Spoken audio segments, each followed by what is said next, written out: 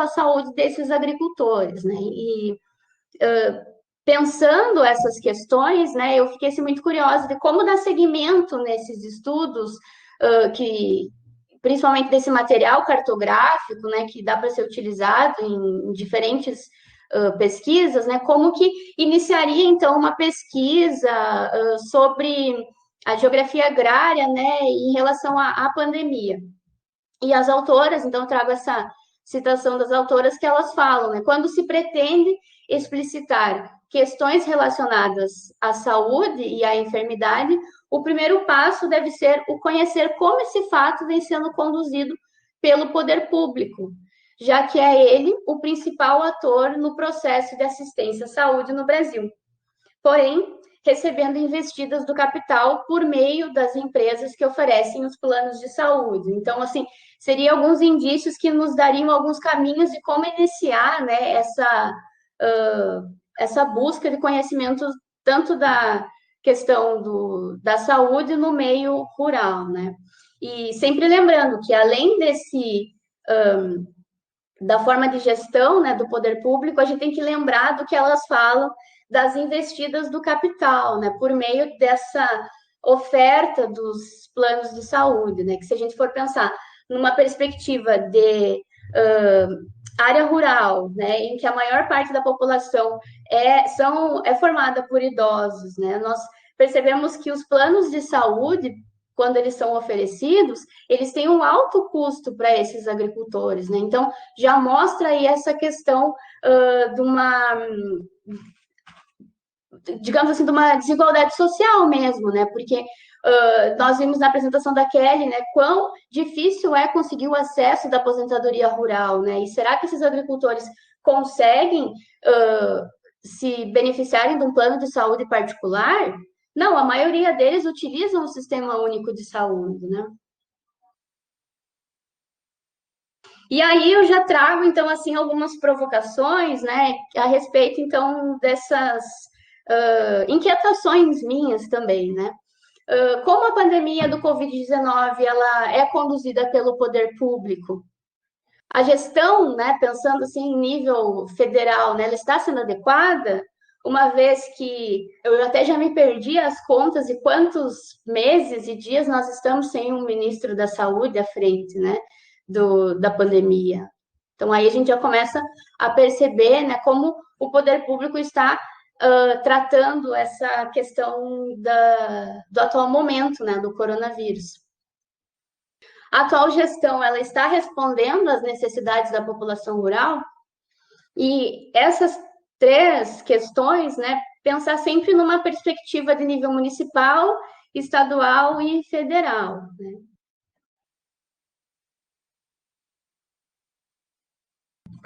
Lembrando que o SUS, ele é responsável por toda a cadeia de atendimento ao cidadão, né? Então, quem está à frente, né, do Ministério da Saúde deve ter isso claro, né, que a população brasileira, ela depende da forma com que é gerida e a forma da disponibilidade do Sistema Único de Saúde, tanto para enfrentamento de qualquer tipo de problema de saúde, como agora essa questão da pandemia. E também é necessário conseguir entender como que está estruturado o nosso Sistema Único de Saúde, né? Uma vez que esses autores, eles falam que é dividido em três setores, em que o setor primário, ele vai mostrar o primeiro contato, né, com o cidadão. Então, é a parte das UBSs, dos postos de saúde, né, e num nível, assim, mais básico, né, de atendimento. O setor secundário, refere-se, então, já àquelas doenças que são classificadas como de média complexidade, né? Que aí é o atendimento nas UPAs e o atendimento nos hospitais. E o setor terciário dessa estrutura do SUS já se referem às altas complexidades de atendimento, né? Então, a hospitais maiores, aos grandes centros, né? Que vão dar conta, então, de fazer esse atendimento e que são responsáveis por esse atendimento. E as autoras falam também que a maioria dos municípios brasileiros, eles têm essa dificuldade em executar uma gestão adequada em relação ao SUS, né? É uma tarefa difícil. E partindo para para a parte em que eles vão tratar sobre os problemas de saúde mais comuns no meio rural, né? Elas destacam, então, a falta de acesso à rede de abastecimento de água e esgoto, aos serviços da coleta de lixo, também tem essa falta de coleta de lixo na área rural, que tanto a falta, né, do acesso à rede de abastecimento de água e esgoto e a coleta do lixo, né, é um fato que induz a proliferação de doenças, sejam elas infecciosas ou parasitárias. E eu destaco aqui também a questão da prevalência das doenças respiratórias, né? Que eles falam que é especialmente entre as crianças e os idosos, né? E pensando na questão dos contaminados pelo vírus, né? Aqueles que têm maiores comorbidades, como o pessoal da saúde fala, né? Em relação à doença respiratória, é onde o vírus começa a se manifestar mais e trazendo, então, agravantes maiores, né, à saúde dessas pessoas infectadas. Outros problemas de saúde do trabalhador rural, as autoras retratam alergias, né, devido a fatores ambientais, problemas dermatológicos em relação a muito tempo de exposição ao sol, doenças cardiovasculares e as osteomusculares, pelos esforços, né, demasiados e posições ergonômicas prejudiciais, o envenenamento também através das picadas de animais peçonhentos. E esses problemas de saúde, que são os mais comuns, tem uma faixa, né, de uma idade mínima, que é 20 anos, uma idade máxima, 69 anos, e também eles fazem uma média de idade, que elas referem aos 45 anos. Outra coisa também que eles relatam no artigo é a questão que esses acidentes, que a maioria desses acidentes de trabalho, né, rural típicos, então nos homens, né, 93% são em homens. E isso traz também a questão da literatura, né, quando a gente fala da divisão do trabalho no meio rural, né, que essa visão tradicional em que o homem ele é responsável por maior parte das tarefas, né, que são provenientes da renda da família, né, então por isso ele está mais exposto a esses acidentes. E somado a esses problemas, né, relativo à saúde dos agricultores, os autores também comentam sobre a contaminação por agentes químicos. E essa contaminação seria pelos inseticidas, herbicidas e rondeticidas, né? E através dessa exposição aos agrotóxicos, causam problemas de ordem fisiológica, metabólica, hormonais e neurológicas. E também falando a respeito desses principais problemas, né, causados, então, por essa exposição aos agrotóxicos, eles elencam doenças neurológicas diversas, o câncer, a infertilidade, a má formação de fetos, o TDAH, problemas com a tireoide, autismo, doenças cardíacas e renais, danos ao fígado e também as alergias. Depois que eles tratam, então, toda dessa questão, né, da estrutura do SUS, dos principais problemas da saúde dos agricultores, os autores começam a relatar, então, alguns nós, né, que são, assim, classificados com algumas dificuldades da atuação do SUS no meio rural, né, e já começam, então, falando sobre a nossa extensão territorial, né, do nosso país, que também, além disso, tem uma complexidade nas relações entre a população e representantes do poder legislativo e do poder executivo, né, que nosso país ele é marcado pelas desigualdades sociais, desigualdades econômicas, sanitárias e culturais, principalmente no campo, né? E com a chegada, né, desse vírus no nosso país, nós conseguimos perceber que essas desigualdades elas apareceram muito mais, né? Então, assim, conseguiu mostrar o quão desigual é o nosso país na área urbana. Imagina na área rural, né? Que a gente sabe que a população rural ela é esquecida, né? Tanto no atendimento da saúde quanto nas questões educacionais e também nas questões logísticas, né? E dentre esses nós, os autores falam então dessa dificuldade na gestão do sistema, né, que é em relação à obediência legal ao Pacto da Saúde, né? Então, que nós vimos anteriormente a questão da dificuldade de fazer a gestão municipal, né, que o sistema enfrenta, e uma dificuldade assim, relacionada ao agricultor e à família, já começa numa coisa assim básica que ele precisa para ter assistência à saúde, né, que é a confecção do cartão nacional do SUS. E essa dificuldade vai perpassar numa questão logística, que é o deslocamento dos agricultores da sua família para uma Secretaria Municipal de Saúde ou algum posto de cadastramento, né? Que provavelmente ele precisa ir até a cidade, que lá no distrito em que ele mora ou na localidade em que ele mora não tem esse local para fazer o cadastramento, né? E além disso, outro dos nós que as autoras relatam é a dificuldade de acesso aos centros municipais, né? Seja para conseguir a confecção do cartão, para fazer um acesso de uma busca de um atendimento clínico ou de um atendimento hospitalar, isso também é uma das dificuldades dos trabalhadores rurais. E eles também comentam sobre retomam, né, aquilo da citação que eu trouxe para vocês, a respeito das investidas do capital, né, por meio dos planos de saúde, né, dos planos particulares, que ficam sempre tentando fazer mais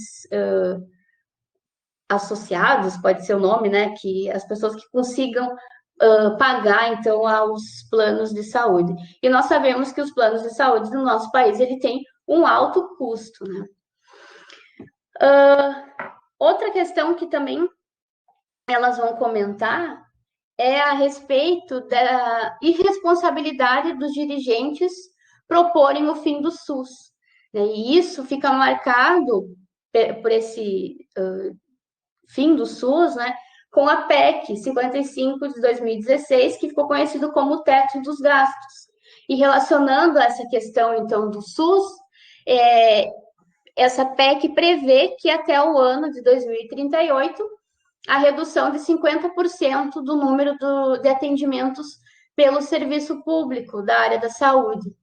Então, repassando esse atendimento público, né, gratuito, aos planos de saúde, né? Então, as pessoas deveriam pagar para conseguir ser atendido em questões de saúde, né?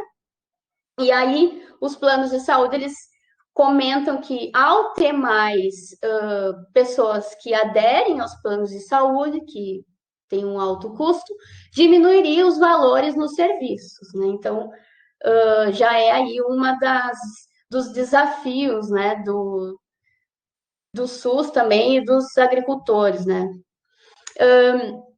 E outra questão que também eles relatam a respeito desse teto dos gastos, né, é que o governo se comprometeria a repassar valores bem altos aos planos de saúde quando eles prestassem, então, atendimento em relação às questões de alta complexidade, né? E aí seriam as cirurgias.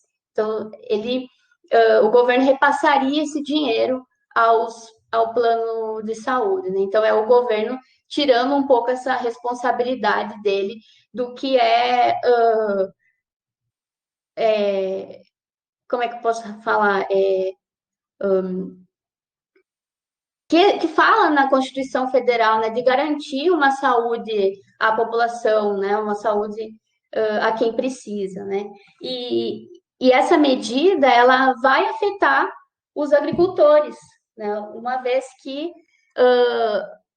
os serviços básicos, né, da saúde, principalmente, vão ser atingidos em relação a essa estrutura de atendimento. E também essas autoras elas vão comentar sobre a riqueza rural, né,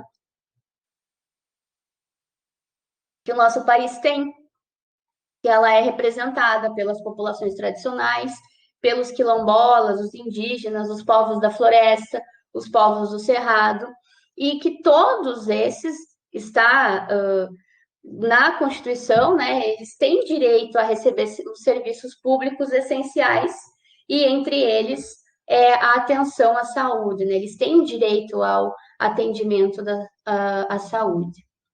E como ficaria isso com essa PEC, né, do teto dos gastos? Então, basicamente, do texto que ficou como ali sugestão das leituras complementares, seria isso, né? E aí eu trago agora alguns outros elementos também para somar a nossa conversa, né? Que aí sobre a pesquisa do Instituto Interamericano de Cooperação Agrícola, que ele fala, né, que o Covid afeta agricultores familiares. E essa pesquisa, ela conseguiu identificar 3 aspectos principais entre essas dificuldades, né, que estão enfrentando os agricultores familiares na pandemia. Uma delas é a falta de equipamento de proteção e protocolos sanitários e também de biossegurança que permitam aos produtores trabalhar com segurança. Outro desses aspectos é a limitação de transporte para a distribuição da produção, devido às restrições de tráfego e mobilidade, que dificulta a movimentação comercial dos produtos, né? Também o medo associado aos riscos de circulação e contágio, e nós sabemos que em muitos municípios tiveram o cancelamento das feiras dos agricultores, né? Fechamento de restaurantes e a redução das compras para merenda escolar, né? Devido a a paralisação presencial das aulas, a queda de rendimentos provenientes da comercialização. Então, todos esses foram alguns das dificuldades que os agricultores enfrentaram, né? Além disso, as limitações no acesso ao crédito para a produção e reprodução da unidade familiar, em um contexto em que as instalações financeiras e as medidas de apoio do governo para amortecer a contratação das atividades econômicas não tiveram a agricultura familiar como prioridade. E, além disso, né, digamos assim, outra preocupação que os agricultores tinham, né, era com o endividamento, né, porque algumas parcelas do Pronaf estavam próximas a vencer, e como que eles iam conseguir esse dinheiro se as feiras e os restaurantes estavam fechados, né? A questão da comercialização deles também foi muito afetada, né, em relação a isso. Então, trago também algumas desses acontecimentos, né, que nossos agricultores familiares passaram. Apesar disso, a gente também conseguiu perceber que desde o início dessa crise, da questão da pandemia, né, soluções locais para diferentes iniciativas do município e estados foram acontecendo, né? Os municípios começaram a pensar em algumas estratégias, os agricultores também. Então, para conseguir, né, vencer essa etapa, né? Então, mais um desafio na vida dos nossos agricultores que já enfrentam, né? Sejam essas questões de estiagem, né? Como a Kelly também comentou na sua apresentação. E falando, então, em relação à Emater, né? Essa pesquisa também falou que ela foi uma das que ajudou, né, os agricultores em relação à prevenção ao Covid, né, e também auxiliou nessa questão dessa adaptação atual, dessa situação atual, que muitos falam desse novo normal, né. E algumas questões também aqui, já para se encaminhar para o fim e abrir a nossa conversa, né? Além dessas três questões, eu também vou lançar, tipo assim, um desafio, né, pro grupo de estudos, né? Que o Leia sempre materializa muito as discussões, né? Não fica simplesmente discutir um texto, né? Então, esse desafio vai ser mais ou menos nesse sentido. As questões, então, né, que eu trago também para abrir a nossa conversa é como assegurar a oferta de alimentos em quantidade e qualidade suficiente à população, né? Uma vez que nós precisamos ficar em nossas residências, né? Então, aumentou o tempo que nós ficamos em nossas casas e isso vai aumentar também o consumo de alimentos, né? Das residências. A outra questão é quais as estratégias de comercialização dos agricultores familiares em tempo de pandemia, mas assim, num sentido de eu comentar um pouco de algumas ações que tiveram aqui no município, vocês comentarem também as ações que aconteceram aí em Pelotas, né? E também quais os impactos da pandemia na agricultura familiar, né? Pensar todos esses desafios em relação aos nossos que os nossos agricultores vêm passando, né? E falando em algumas dessas estratégias, em relação ao escoamento da produção, né, a comercialização, aqui os agricultores, por meio do sindicato aqui em Paraguaçu, começaram a organizar cestas, né, de alimentos e distribuir em alguns pontos do município, né? Então, não teve a feira, mas você tinha um dia da semana em que eles estavam vendendo seus produtos, né? Então, foi uma das formas que depois de 2 meses de isolamento social, e aqui ficou praticamente tudo fechado, né? Eles puderam, então, fazer esse escoamento da produção. E partindo para o fim, né, para o último slide, aqui falando, então, desse desafio que eu vou lançar ao grupo, né? Então, seria que ao final desse nosso bate-papo, dessa nossa roda de conversa, né, quando o grupo de estudos assim chegar ao fim, né, seria então pensar em elaborar alguns parâmetros de análise ou alguns esquemas metodológicos para entender a agricultura familiar e o Covid, né, em diferentes escalas. Então, assim, para avançar além do que ficar só na questão do mapeamento, né, dessa produção cartográfica de disseminação do vírus, mas que a gente consiga avançar esses estudos na questão da agricultura familiar. Então, basicamente era isso. Quero agradecer a atenção de vocês. Coloquei aqui uma foto dos meus doguinhos, que são os meus parceiros nesse isolamento social, né? Que são a minha terapia nesses dias. Obrigado mais uma vez.